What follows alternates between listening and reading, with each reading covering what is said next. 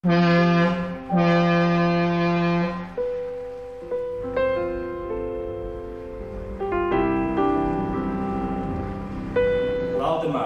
ar savu bagātīgo daudzpusīgu žilbini, ar savu unikalitāti un identitāti pārsteidz, ar savu garu un dvēseli dara lepnu, ar savu harizmu un kultūru padara īpašu, ar savu humoru un atjautību padara unikālu, ar savu tālredzību un gudrību iedvesmo, ar savu nozīmību un latviskumu padara dārgu. Katrs tavs darbs Latvijai ir līdz saukt, un tavā ietekmē tā joprojām plaukst. Un par šis, man liekas, tas dzejos vismaz atbilstoši visai mūsu biedru sapulcē, ja mēs runāsim gan par vēsturisko faktoru, gan par nākotnes faktoru. Un mums ir svarīgi, lai mēs redzētu tās mūsu iespējas augt. Ja. Paldies, Gint, vārds tev, droši. Labdien, draugi! Nu, redzat, te nu ir tā, ka es esmu uzģērbs, ka es savu mirstamu uzvalku, vai ne? Jo skolās jau mēs ejām visādi tur, nu, jo trakāk, jo labāk. Zināt, ka mūsdienu skolnieki viņu jāpārsteidz ar dažādi izskatu. Nu, nevis svarīgi būt, lai neaiziet pliks. Es jums tagad gribētu vispirms nolasīt, un paldies Robertam par labiem vārdiem, un visiem, kuri te, tā teikt, cildīgi Krišānu Valdemāru, jo, kā jau jūs zināt, un tas nav noslēpums, Valdemārs ir mans gara aristokrāts, un no kā nāk tas vārds gara aristokrāts, un tas, protams, nāk no man ziedojuma, vai ne? Garās aristokrāts. Bet es jums tagad lasīšu vienu dzēju, lai mēs te klīdinātu to mītu, un uz tā mīta klīdināšanu man pabundāja neviens cits kā mūsu Latvijas Jūras akadēmijas direktors, Edijs. Un Edijs man tādā puteņainā dienā, maz jau bija to puteņu šodien, atsūta tādu dzeļoli un saka, bet Gin, nav lietu kārtības. Te kaut kas neiet kopā, viņš saka. Nu, es jau zinu, ka neiet kopā, bet vai nu tā uzreiz visai pasaulē drīkst atzināt, ka neiet kopā. Bet sakarā ar to, ka jūs esat ļoti autoritatīva publika, un mēs pamatā visi esam draugi, agri vai vēlu, bet tā teikt, to jūrniecības lietu mēs ceļam un pacelsim. Senču dievi pavasarī, bet tikai citāts, visu nelasīšu, jo grūti uztverams. Nevelti mans profesors filoloģijas fakultātē Vitolds Valēnis, kurš 1973. gadā izdeva jūras dziesmas. Tā bija dzejas antoloģija par jūru, Vitolds Valēnis. Viņš bija minējis, ka šis dzejojums nomoka lasītāju ar savu pārlieku lielo tautoloģiju. Tātad Senču dievu pavasarī fragments. Sniega māte projām šmauc, miega māte dzīvos trauc, dabas mātes krūts jau riet, visi spēkus iezīst iet, atrims ledu braucījis, augstus sviedrus slaucījis, nost no Gaujas Daugavas bučo savas līgavas. Banga pūtis izcēlies, jūrjas vākā uzzvēlies, ledu šķilas projām sviež, laivas upēs ostās griež. Griež, ritušā. Jūrjas tēvs iz bangām lien, svētas dziesmas dvezdams brien. Galvā miglas vainadziņš, rokā jūrjas karodziņš. Karodziņā gleznoti, zelta burti greznoti, Latvji braucat jūriņā, zeltu krājat ūriņā. Un kas ir šis vārda autors, lūdzu? Mīļa auditorija. Krišjāns. Auseklis. Auseklis, jā, mīļa karāli, pazīstu tavu balsi, Auseklis. Jā, un tā tas ir, un šos dzejojums, Senču dievu pavasarī ir Ausekļa dzejojums, un šie vārdi ir Ausekļa, bet ņemot vērā to, ka mēs esam vienojušies, nu vismaz filologu aprindās, ka Auseklis šos vārdus ir veltījis nevienām citām kā Krišānim Valdemāram, un Valdemāra ideju sajūtas un šo ideju sakarā, jā, nu, visus laikus ir stāstīts, ka tie ir Valdemāra vārdi, nē, mīļie, tie ir Ausekļa vārdi. bet tas nemazina šo vārdu nozīmību. Un pirmkārt, tas ļoti precīzi izteic būsu visu domas par latviešiem, kā jūs brauciet tautu. Un tagad pārlecam gadsimtiem. Un es gribu, es jums arī uzdošu jautājumu. Tomēr mēs esam tā publika, vai ne, kā saka, jautājumu zālē un tam līdzīgi, vai ne? Lasu citātu no grāmatas. Man vienmēr licies nepareizi, ka latvieši identificē sevi kā zemnieku tautu, jo tikpat lielā mērā latvieši ir arī jūrnieki. 19. gadsimtā viens no latviešu iedvesmas avotiem jūrā braukšana. Tā ir brīvība. Jūrā braucējam ir pavisam cits dzīves redzējums. Antigonas likums, autors lūdzu. Valentīna Freimana. Viedā Valentīna Freimana. Padomājiet, viņi savā Antigonas likumai pateikuši šitos vārdus. Mēs, protams, varam drusciņu tur kritizēt, ka viņi tā kā nezin to jūrnieku leksiku, jūrā nebrauc, jūrā iet labi, bet ir pateicis tieši un nepārprotami. Tieši un nepārprotami. Vēl es jums nestāstīšu par Valdemāru. Es nekopēšu Darba Zelčkundas profesori, kas ainažo stāstījums pasaks par Valdemāru Parūku, par to, kā viņam, tā teikt, gāja fraks nēstāšanu ar galvu piedarumiem sudraba augstās sabiedrībās. Nevajag. Tas ir citai reizē. Un varbūt tas ir kādām, teiksim, dāmu klubiņām pie kafijas, tās maza balzāmiņa. Es jums šodien teikšu vairāk. Tad, kad manā dzīvē ienāca Krišāns Valdemārs, un tas bija pateicoties tikai vienīgi profesoram Gunāram Vīberam, toreiz ir tikai docents. Es biju atnācis mājās no armijas, armija man bija tālajā Vidusāzijā, Kazahstānā, netālu no Almatī, un Biškeks, tagad Biškeks, toreizējās Frunzes, ja. Man tiešām es biju slāps pēc kaut kādām latviskām vērtībām pēc 2 gadiem. Un Gunārs Vībers šo kursu latviešu literatūras vēsturē par Valdemāru lasīja gandrīz 2,5–3 mēnešus. Un es pilnīgi saslimu un saindējos. Un tad es gāju uz toreizēju Gorkī, tagad Valdemāra ielas fakultātes biblioteku un prasīju, kas ir no Krišāna Valdemāra, ko var dabūt uz mājām. Jo mistīnos viss, protams, varēja lasīt, bet uz mājām. Man uz 3 dienām iedeva Antona Birkera grāmata Krišāns Valdemārs savā dzīvē un darbā. Tātad 1925. gada izdevums. Antons Birkers to bija rakstījis dziļi demokrātiskā iespaidā, jo jūs saprotat, mūsu pirmais valsts prezidents Jānis Šakste, tas bija demokrātismu celmlauz Latvijā, un neapšaubām arī tajā garā strādāja Antons Birkers un viņa brālis. Tad vēl nebija ne valdonības kults, ne valdonības kults. Un vispār, ja mēs tā runājam par tiem kritiķiem, kur saka, ka Ulmaņa laikā to Valdemāru nepamatoti tur pacēla un nezinu, ko tur izdarīja, bija momenti. Un mēs ļoti labi saprotam, ka katra ideoloģija, katra vara izmanto savus diždarus, lai spēcinātu savu ideoloģiju. Un tā tas bija arī Valdemāru. Bet ne 1925. gadā, kad mēs svinējām Valdemāra 100 gadu.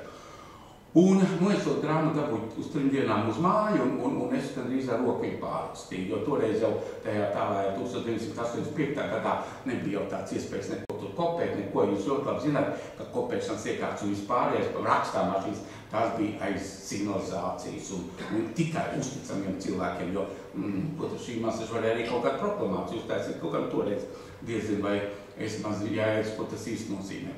Nu, redzat, ar vienkārt sakot, Valdemārs katram pašam ir jāatrod. Nav 2 vienādu gadījumu, nav vienas formulas. Es atradu to savās studijās. Protams, tas zvejnieku un piekrastnieku gars jau man iekšā bija, jo mans vectēvs, Hugo Krūmiņš piekrasts zvejnieks, kas kopā ar Cintrakovātu vectēvu, viņi bija brāļi, kāja kopā vienā laivā, un es arī kā maz puika vēl iz 1973. gadām kādreiz tika paņemts pa kluso līdzi jūrā no Kuižu ostas.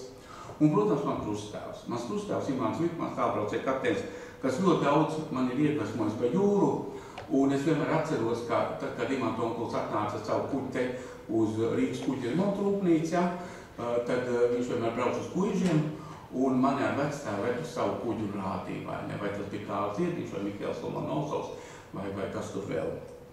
Un tā, protams, tas Valdemārs man ienāca.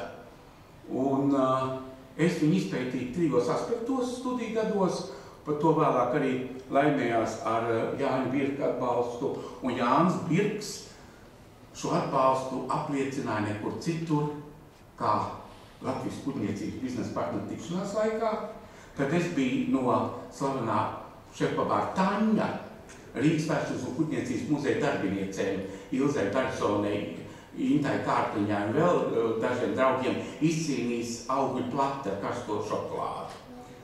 Un tad viņš teica, jā, tu saki, ka tev vajag tā kā naudu grāmatas izdošanai. Būs. Un tiešām, pateicoties Rīgas domiem, Jānim Birkam, šī grāmata arī iznāca 2005. gadā. Bet šodien es gribu pieskarties vienai citai grāmatai. Šodien es viņu uzdāvināju manam draugam un atbalstītājiem dombiedram Salzīvas ostas pārvaldniekam Ivo Īstenēm. Ivo ir šeit studijā, tā teikt, neļaus es samelot. Tā ir grāmata, Gunār, kurai kūmā stāvēja tu. 1992. gada 8. decembris. Rīgā ir ieradusies Mārīta Balta, Rīgas jūras zvejniecības muzeja vadītāja, un viņi saka, mums ir sagatavot grāmatu brošūru par Krišānu Valdemāru. Mums vajag atbalstu. Roberts redz, tāpat kā pie tevis, pie Jūrniecības savienības nāk pēc atbalsta. Un mēs strāvamies Gunāros. Krišāna Valdemāra iesies 3 pie ministra vietnieka, Gunār Šteinert, un tur jau Inita Simēnova toreiz jau palūpējusies par tortu, vēl kaut ko tādu, kafiju, un varbūt jumtīši neatceros, un Gunārs apsola.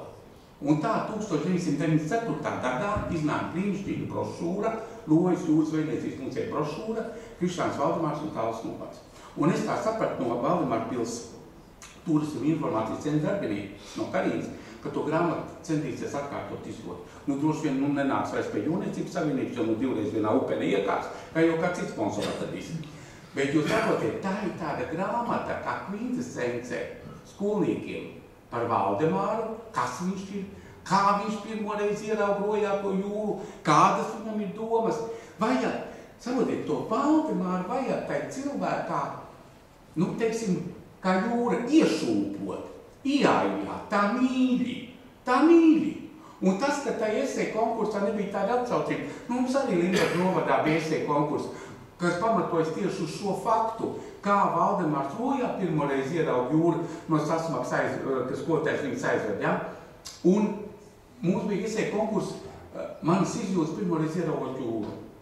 Un es varu pateikt ļoti godīgi, te arī ir mums Gaits Andris Zeibots no vērtēšanas komisijas. Viņš gan nevienu tādu nav lasījis, jo viņam netika aizsūtīts. Bet viņš piekrīt. Jā, viņš jau visam piekrīt, ko es runāju. Mums ir tāds saucātais vienošanās un uzticība.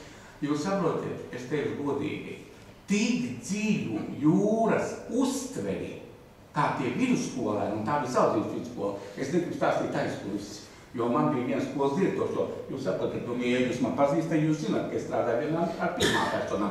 Ja es nāku uz Rīgas brīvos pārvaldes, es nāku pie Leonīda, vai ne? Ja es gāju uz ministriju, es gāju pie ministra, vai ne? Un te es strādāju Limbažu novadā ar mūsu cienījumiem skolu direktoriem. Vienā no skolām, es nenosaucu, man ir pelns, viņš ir arī deputāts mūsu novada. Pateic tā, vai tas bibliokuģis tā biedrība ir gatavs skolotājiem piemaksāt? Jūs zināt, ka mēs tagad īstenojam programmu Skola 2030, un skolotāji ļoti noslogot, un bērni ļoti pārslogot. Un, ja jūs gribat kaut ko vēl papildus šiem skolotājiem lūgt, par to viņiem lūdzu maksājiet. Es gribēju teikt, direktor kungs, bet kā tam man biedrībai tagad to maksāt? Aploksnē vai, bet varbūt ar pulšus. Es būtu ar mieru otro variantu pielietot. Tāda ir attieksme. Diemžēl, bet tie bērni, kas uzrakstīja, un tā bija Salzīves vidusskola, 11. 12. klase, jūs saprotiet, es tur gūtu tik daudz brīnišķīgu iedvesmu. Jā, tāpēc, ka viņi izjūt Un šī paudze izjūt to jūru pilnīgi citādāk nekā, ciem redzot, manējie ir izjūtuši un man paudze. Un tas ir brīnišķīgi. Un ja viņi pasaka, ka jūra ir man māte, ka jūra ir mana miera osta, ka pie jūras es vienmēr smeļos spēku, nu kas var būt skaistāks? Un tas jau ir tas, kā mēs to Valdemāra ideju par jūru, par kuģniecību, par brīvību, par demokrātiju, kā mēs viņu varam iedzīvināt mūsdienu jaunatnē. Un par to jau mums, es domāju, jārunā. Es taču, mīļie, jums neiešu stāstīt par Valdemāra vārnīcām. Jā, protams, Valdemārs šīs slavenās vārnīcas, un viena no tām ir šeit, man rokās. Un es zinu, ka jūs taču viņu neatstāsiet bez vākiem. Lūdzu, Robertam, es uztic aižam tālāk. Viņa paliks vākos, es zinu. Tā ir tā slavenā Krišā Valdemāra 1881. gadā Maskavā izdot Jūras kabatas vārnīca, kurā ir attiecīgi 9 vai 11 valodas. Un Valdemārs kopā ar saviem dombiedriem, Kristiānu Dāli, kas toreiz jau bija Liepājā, vai dzīvo Liepājā vienmēr kā brīvības un gaismas nesēja mums, un Breiks, Mangaļnurskos direktors, un vēl tu dombiedru grupā. Viņi šo vārnīcu patapināja tās attiecībā no 7 vai 9 valodas no angļu jūrnieku vārnīcu un pieliktu prāt latviešu un krievu valodu. Un tā bija sarunvalodas vārnīca visiem zēģeļu jūrniekiem 881. gads, jā, kuri brauc pa pasaules jūrām un varēja par dažādām tēmām sarunāties šajās 9 vai 11 valodās. Nu, tas taču ir vispār fantastika. Un to izdarīja Valdemārs neapšaubām. Es par citām viņu vārnīcām nerunāšu. Ja kādu interesē tas periods, tagad ir iznākusi Osvalda Zebra grāmata Brīvs, par Frici Brīvzemnieku. Tur ir ļoti daudz kas par šo Maskavas periodu. Kā Fricis Brīvzemnieks vārds savu dziesmas, kā Valdemārs uz to iedvesmoja par visu šo sabiedrību. Un, mīļie, jūs arī droši vien zināt to faktu, tas nav noslēgums, kā krišķāni baronu vāk tautas dziesmas un apkopo. Tā ir Valdemāra ideja. Valdemārs to uzrunāja. Un baronotēvs gāja darīja, un viņa dombiedri. Tā. Draugi, es domāju, es neaizskavēšu jūs uzmanību vairāk. Es tikai vēlreiz gribu teikt, ka mēs uz paldies Dievam, ka mēs uz Valdemāru šodien skatāmies mūsdienīgi. Un ne tā dogmatiski, vai ne tur viss tur.